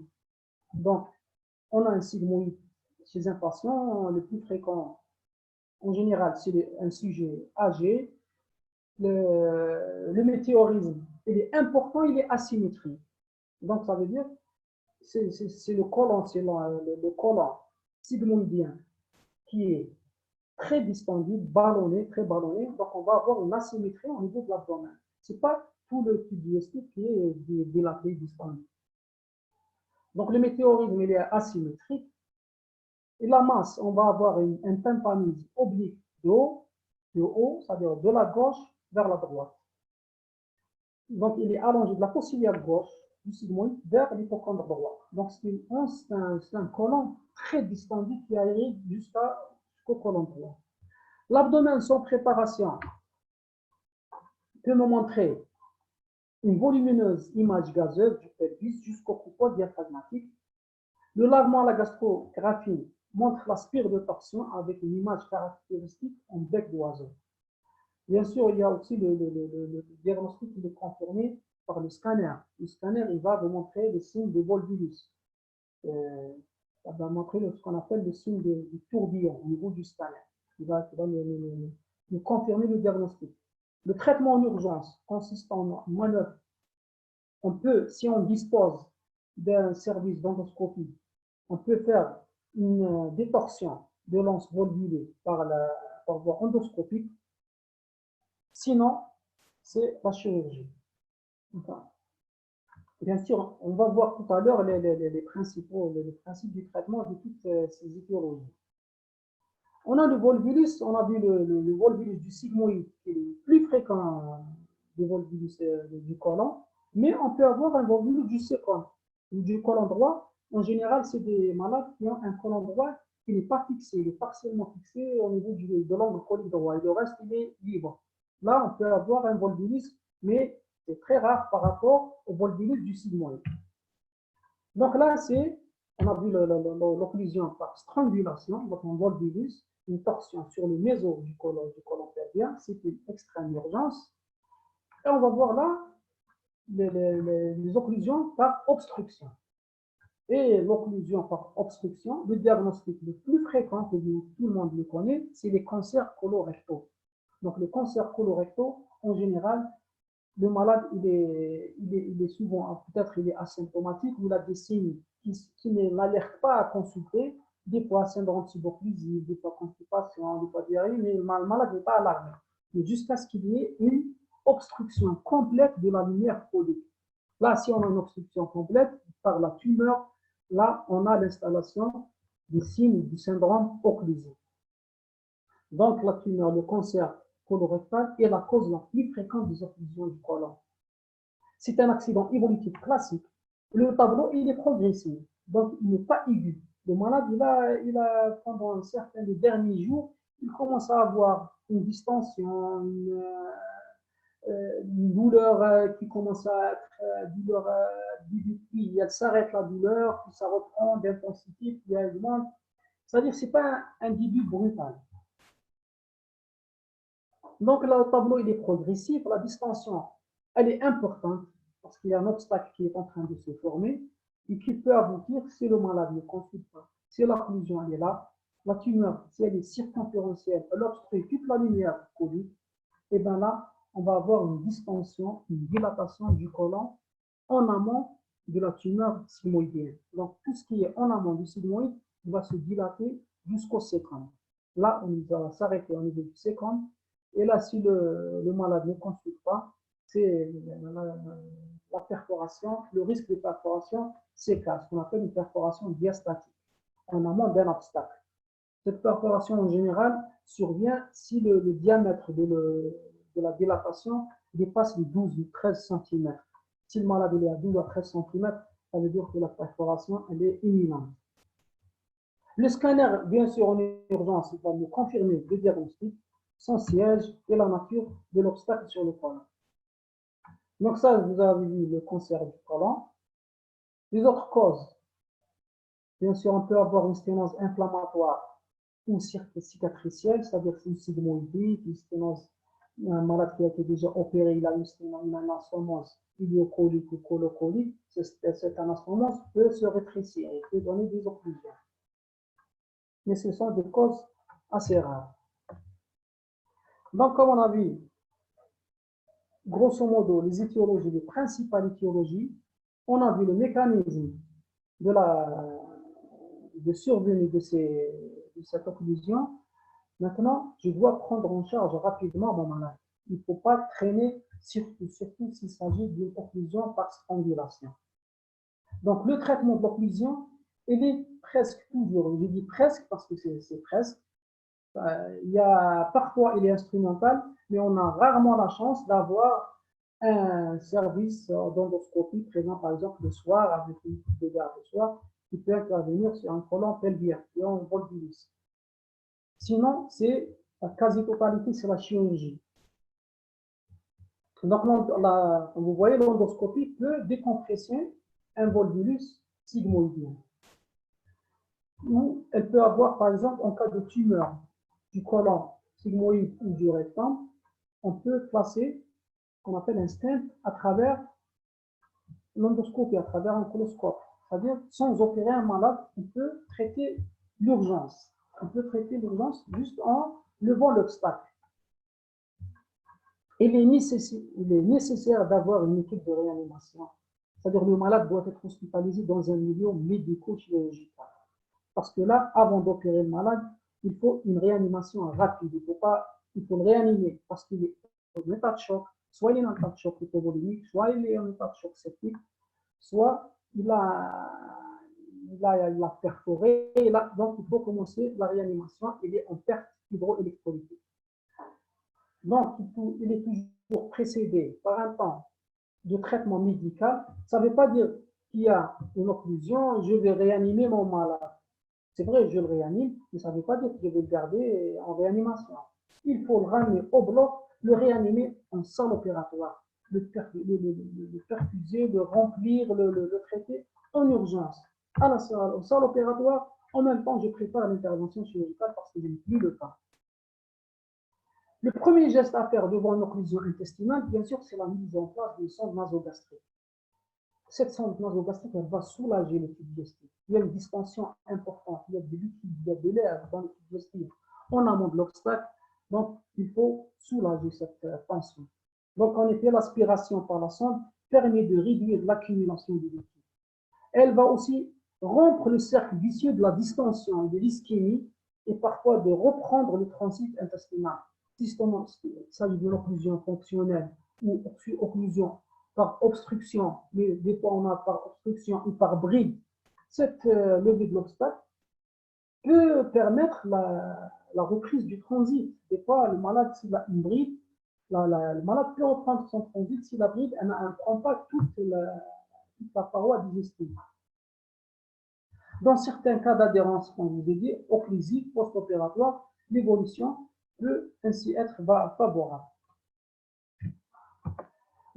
Qu'est-ce qu'on doit faire en réanimation? Donc, elle comporte en priorité, c'est le remplissage.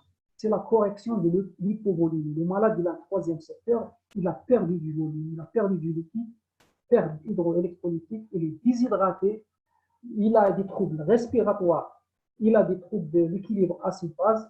Donc, il faut corriger ce qu'on a vu en physiopathologie. Ce temps de traitement médical destiné à amener le malade à l'intervention. C'est-à-dire, quand je vais opérer mon malade, il n'est pas en état de choc septique et je vais l'aggraver encore par l'agression chirurgicale et l'anesthésie.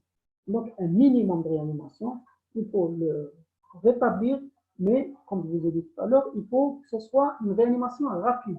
Il faut lever le choc par remplissage. Donc, ce temps de traitement médical destiné à amener le malade à l'intervention, il doit être d'autant plus court que la vitalité intestinale est menacée. Imaginez que le malade il a consulté, par exemple, à midi, il avait la douleur à 8 heures du matin. Donc, ça fait déjà 4 heures ou 5 heures qu'il traîne.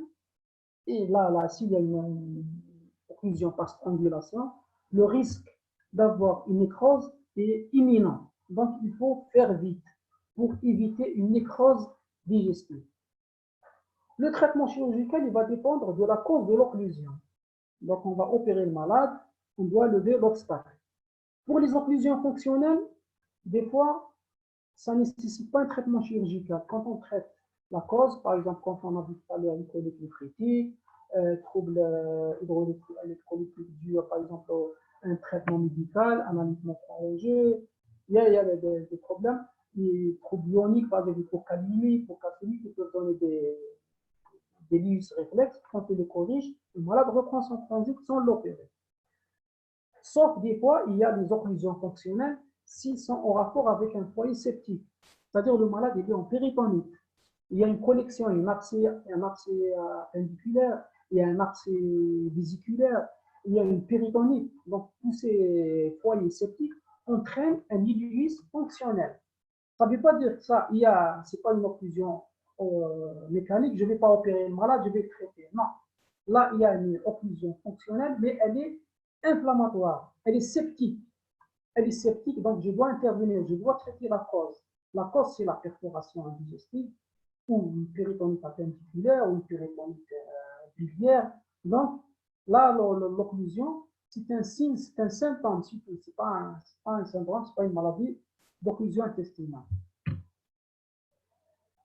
Dans les occlusions par obstruction, donc peuvent parfois céder sous traitement médical, c'est-à-dire céder s'il y a une obstruction, par exemple par une tumeur. La tumeur, si je fais une sonde gastrique, je place une sonde gastrique, j'aspire, je diminue la distension, le malade peut attendre, je peux le garder dans le service, je le réanime, mais pas comme un malade qui a une strangulation, je le réanime jusqu'à même 24 heures parce qu'il est hospitalisé, je lui fais un bilan, je corrige toutes les étapes, je fais une sonde gastrique, j'aspire le liquide, je diminue la pression qui est dans l'abdomen, dans les os, et là, je vais explorer mon malade. Si je fais un scanner, je trouve qu'il a une tumeur du côlon. Je préfère opérer un malade à froid, après l'avoir préparé, pour lui faire le geste radical, c'est-à-dire traiter l'occlusion et l'origine de l'occlusion. Dans le cas contraire, si le malade est en mauvais état général, je ne peux pas le garder, il ne peut pas attendre. Le malade il fait l'occlusion depuis plusieurs jours. Donc là, le traitement médical n'a pas sa place. Donc là, je dois l'opérer, je dois traiter juste la complication qui est l'occlusion. Il faut que le malade ait un transit. Donc là, je ne vais pas toucher la tumeur parce que je vais allonger le temps opératoire. Je n'ai pas le diagnostic exact, je n'ai pas l'examen d'extension. Donc, ce que je fais en urgence, un geste rapide, je fais une colostomie en amont de l'obstacle. C'est tout, un geste rapide. Après, je garde le malade hospitalisé. Dans les jours qui suivent l'intervention en urgence, je le prépare au geste radical, le geste de l'origine de cette occlusion. C'est-à-dire, je dois enlever la partie qui est malade, la tumeur. Et quand je l'opère en deuxième temps, je fais le geste complet. C'est-à-dire, je vais faire une résection colique et ça me permet de rétablir la continuité digestive en un seul temps. Mais si, par exemple, on opère en urgence, il faut éviter de faire le geste. Bon, là, c'est la question qui se pose tout le temps devant une occlusion sur tumeur du côlon sigmoïde. Est-ce qu'il faut réséquer? Est-ce qu'il faut faire une colostomie de prochainement? Est-ce qu'il faut faire un Hartmann? C'est-à-dire faire une résection segmentaire en portant la tumeur avec abouchement, colostomie sans rétablir la continuité? Ou est-ce qu'il faut tout le à la fois? Résection à l'anastomose ou juste une colostomie? Là, c'est au cas par cas. Mais en général, ce qu'il faut retenir, en général, si le malade arrive en occlusion, il ne peut plus attendre, c'est un sujet âgé, de préférence faire une colostomie de proche amont. On fait une colostomie, je garde le malade hospitalisé, je fais la coloscopie, je fais la biopsie, je fais le scanner d'extension et tout, j'explore bien mon malade, je le retape bien à l'intervention chirurgicale, s'il a une anémie, je le transfuse, s'il a une poêle diminuée, je le corrige, je corrige toutes les étapes, après j'opère mon malade dans de meilleures conditions. Donc voilà, grosso modo, en urgence, donc plusieurs méthodes que je vous ai dit sont envisageables, soit simple colostomie de dérivation, soit résection anastomose, c'est-à-dire ce qu'on appelle une intervention de Hartmann. Je résecte la partie malade et j'abouche le côlon à la peau sans rétablir la continuité. Soit je fais une colectomie totale. Donc, plusieurs probabilités. L'utilisation récente du stent colique, donc comme je vous ai dit, le traitement endoscopique, si le malade a une tumeur du sigmoïde ou du rectum, on peut utiliser un stent.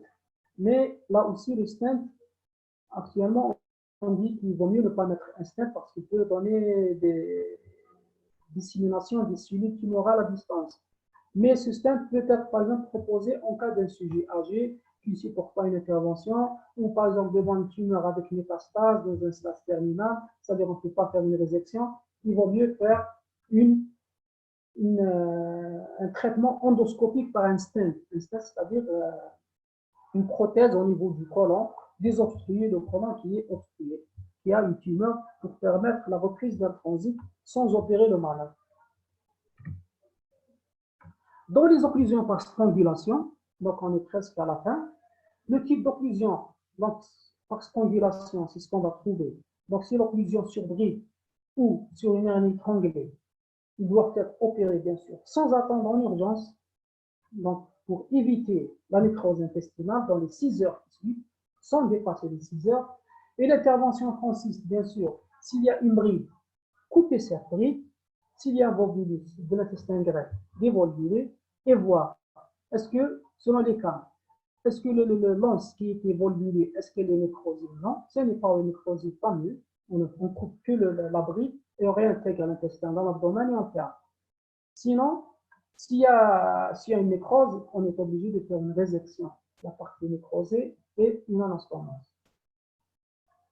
Tout dépend aussi des malades. Est-ce qu'on rétablit? En général, on rétablit la continuité en cas de problème, en cas de pathologie intestinale, grillée.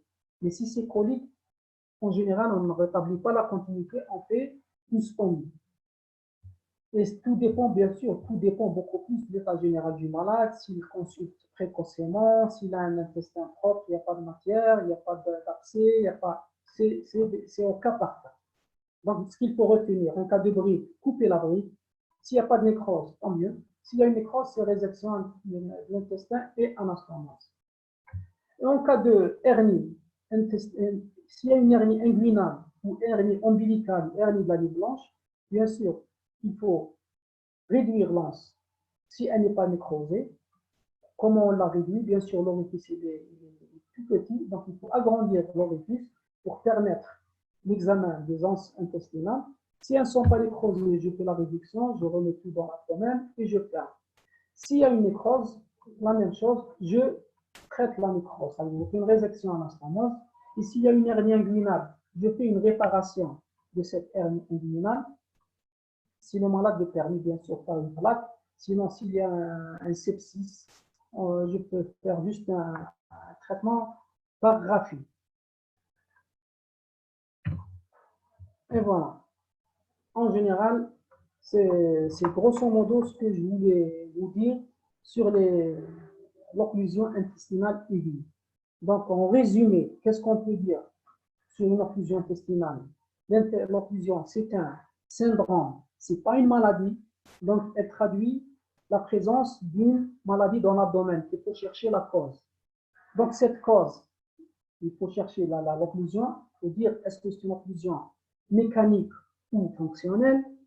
Si elle est mécanique, est-ce qu'elle est par obstruction ou par strangulation? Et chercher le siège de cette occlusion. Est-ce qu'elle est haute ou est-ce qu'elle est basse? Est-ce qu'elle est intestinale grilique ou est-ce qu'elle est colique? D'accord? Le siège, on a la nature et le traitement va dépendre, bien sûr, de l'étiologie de cette occlusion. Voilà, j'espère que vous avez retenu quelque chose de ce sujet aujourd'hui. Je vais essayer de répondre à quelques questions que vous m'avez posées.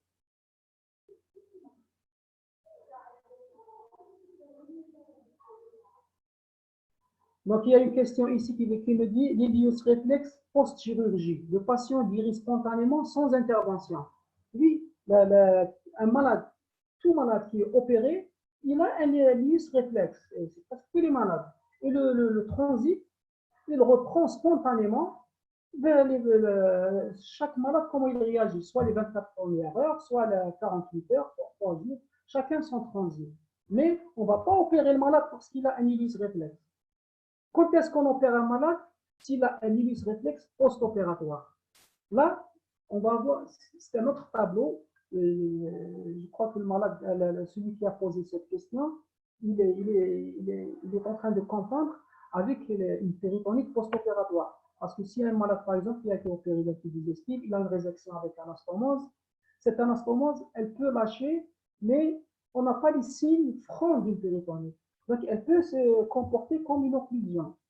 Donc là, on va attendre parce que tout malade opéré peut avoir un ilus réflexe post-opératoire de 2-3 jours. Mais s'il dépasse les 3 jours, on doit s'inquiéter. Pourquoi il fait une occlusion? Bien sûr, on doit explorer le malade. On va faire par exemple un scanner, une échographie.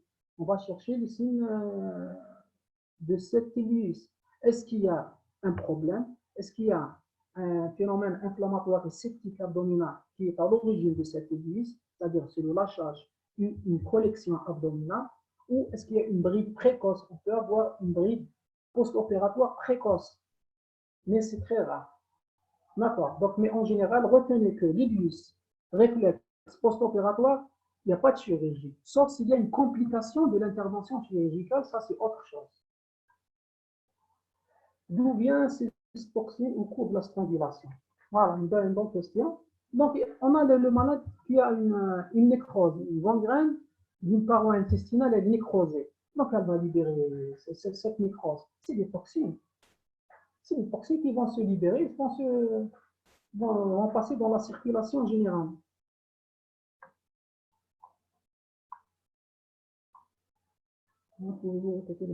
Voilà. Le mécanisme par strangulation. Donc, le mécanisme par strangulation, je vous ai dit par obstruction, le vous avez un intestin grêle ou le côlon.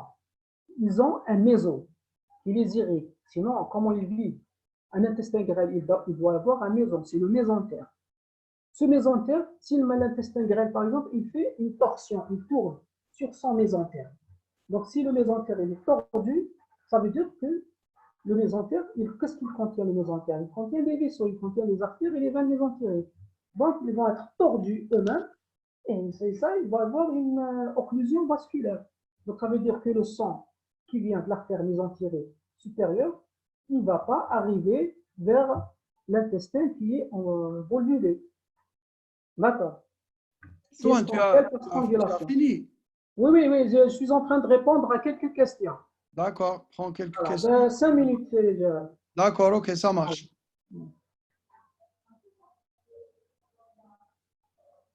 Donc, le troisième secteur, la formation du troisième secteur. Donc, comme je vous ai dit tout à l'heure, la formation du troisième secteur, s'il y a un obstacle, le troisième secteur, celui-là, normalement, il n'existe pas, il est abstrait. Il n'y a pas un troisième secteur. On a le secteur intracellulaire et on a l'extracellulaire. On n'a pas un troisième. Le troisième, il se forme quand on a des pertes. Le malade, il vomit ou on a des occlusions, par exemple, sur la paroi. Il y a un obstacle sur une paroi. Cet obstacle, lance la paroi digestive, elle va se distendre. Elle va devenir très fine. Donc, tout le liquide qui se trouve dans cette paroi, il va passer dans l'extérieur. Il va sortir. Donc, parce que la paroi, elle est en train de souffrir. Et ce liquide, il se rajoute les vomissements, et c'est ce qu'on appelle les pertes hypovolémiques, et les pertes hydroélectrolytiques. Le troisième secteur peut donner l'acide. Oui, c'est vrai, l'acide, c'est un troisième secteur. C'est elle-même, l'acide, c'est un troisième secteur. Ou quand on a une occlusion intestinale, on a un épanchement péritonéal, on a une acide. C'est le troisième secteur. D'accord. L'acide, d'où vient l'acide? Le liquide de l'acide, il vient d'où? Il ne vient pas comme ça. Il vient de notre. Le malade, s'il fait une acide, ça veut dire qu'il a perdu du liquide de sa cellule intracellulaire et de son espace, de son secteur extracellulaire. Il va se jeter dans un espace qui ne doit pas y avoir du liquide, ce qu'on appelle le troisième secteur. L'acide, c'est un troisième secteur. Donc, c'est du liquide perdu. C'est un liquide perdu et il va avoir un remplissement. Un malade qui a une acide, il faut le retaper, il faut le traiter parce qu'il est en hypovolémie. Il faut lui donner de l'albumine, il faut lui lutter contre les pertes liquidiennes. Bon, borborygme, ça veut dire quoi? Borborygme, c'est le gargouillement, c'est les gaz, le bruit des gaz. C'est quoi une bride? La bride, comme je vous ai dit, tout abdomen qui a une cicatrice, qui a été opérée, quand on opère, on ouvre un abdomen, on va toucher les os intestinales par nos mains. Par la main du chirurgien, elle va provoquer un traumatisme sur le péritoine viscéral, c'est-à-dire le péritoine qui couvre l'intestin grave. Vous savez que la paroi intestinale, elle contient 4 tuniques. Donc la muqueuse, la sous-muqueuse, la musculeuse et la séreuse. La séreuse, c'est le péritoine. Donc le péritoine, il est pariétal, il couvre la paroi abdominale, il se termine par la séreuse sur les os. Et quand on touche ce péritoine, on va le provoquer, on va le traumatiser, et ça va former des brides. Des brides, c'est comme des filaments. C'est des filaments, c'est des accolements entre les anses, ils vont se coller entre les anses, vont se coller entre elles-mêmes et ça va former des briques. Et ces filaments vont provoquer l'occlusion.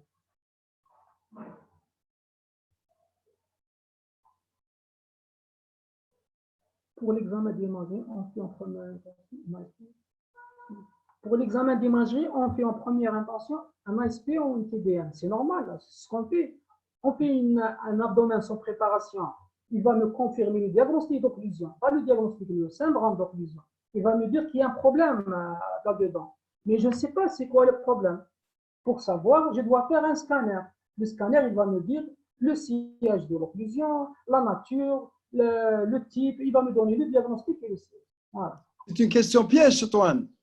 Vous m'avez posé cette question. L'arrière-pensée, si on a les recommandations, si on a le scanner, on fait d'emblée un scanner TDM. Non, moi je parle ici. Va confirmer l'occlusion, donner la nature de l'obstacle, elle va nous donner toutes les informations. Oui, mais si on n'a pas le scanner. Si on n'a pas le scanner, on est d'accord. Non, je suis en train de dire ici de la question. Oui, mais du point de vue théorique du terme, non, je voulais pas. c'est la TDM. Non, je ne voulais pas rentrer dans les détails, je voulais pas, parce que c'est des externes, on va pas parler des recommandations. Méfie-toi. Hein? Méfie-toi, ils sont à la page. Hein. Ah, bon. Moi, je ne les sous-estime jamais. Hein. Non, c'est l'occlusion intestinale, surtout en cas, par exemple, une occlusion sur un tumeur du côlon sigmoïde. Qu'est-ce que tu fais? Tumeur du côlon sigmoïde. Qu'est-ce que tu fais comme geste? Comme geste, je fais une stomie d'amont. Pourquoi? Il y a d'autres qui disent non, moi je fais un Hartmann, il y a d'autres qui disent que moi je fais un traitement radical. Eh bien, ça dépend. C'est-à-dire là, je voulais pas. Ça dépend des conditions. Et parmi les conditions, c'est la TDM, c'est les conditions du malade. Et voilà, là, je voulais pas trop charger les étudiants. Je voulais pas rentrer dans les détails. Je vais être pratique. Moi, je parle d'un scanner. Moi, il faut être pratique. Demander un examen très facile dans notre domaine. Celui qui ne sait pas, un externe, qui ne sait pas ce que c'est une occlusion, qui sait qu'il y a des signes indirects et des signes directs, il veut confirmer le diagnostic par un ASP, un abdomen de préparation, oui, il ne va pas lâcher le malade. Il a une occlusion. Il ne faut pas le libérer. Ce n'est pas une constipation. Donc, moi, je n'ai pas un scanner, je suis dans un centre de santé, je suis dans un cabinet. Je dois envoyer mon malade dans un centre spécialisé de chirurgie. Là, bien sûr, on va parler du scanner, on va parler de tout. Je crois qu'on va s'arrêter ici, docteur. Oui, merci beaucoup, Stouane. Merci beaucoup. Là, il y a beaucoup de questions. On ne peut pas répondre à toutes ces questions. Maintenant, tu peux prendre les questions, les répondre, me les envoyer par mail. Je vais les poster dans leur page, si tu veux. Ah, très bien, d'accord. Tu as des questions qui t'intéressent, tu prends des questions, tu y réponds. Non, là, toutes les questions sont intéressantes. Hein. Je vois que les questions je t'ai dit. Sont intéressantes. Ça veut dire qu'ils ont bien suivi. Tu as la partie d'externe, c'est les plus studieux, les plus sérieux. C'est bien, c'est bien. Ceux qui dorment ne sont pas ici actuellement dans le live. Merci, Stouane. Merci, docteur Bien. Merci aux étudiants. Et on passe à docteur Bembetra, notre cher ami Bembetra. Tu partages l'écran. Stouane, tu nous quittes pour permettre à Bembetra de partager son écran. Très bien. Parfait.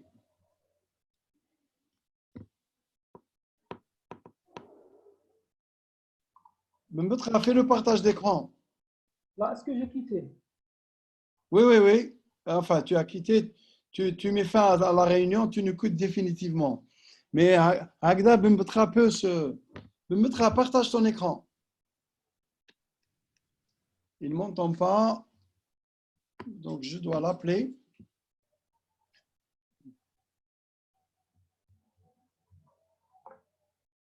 Est-ce que ça s'est bien passé sur le plan connexion? Oui, très bien. Très bien. Je vais directement faire le sondage. Ah, d'accord. Allez, vous votez les étudiants. J'ouvre le vote. Très bien.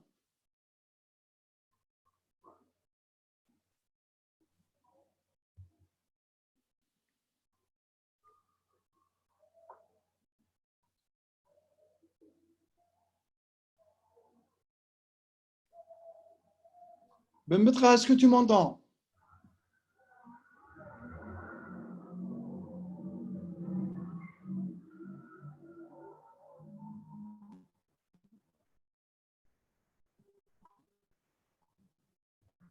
Docteur Bembetra, active ton micro.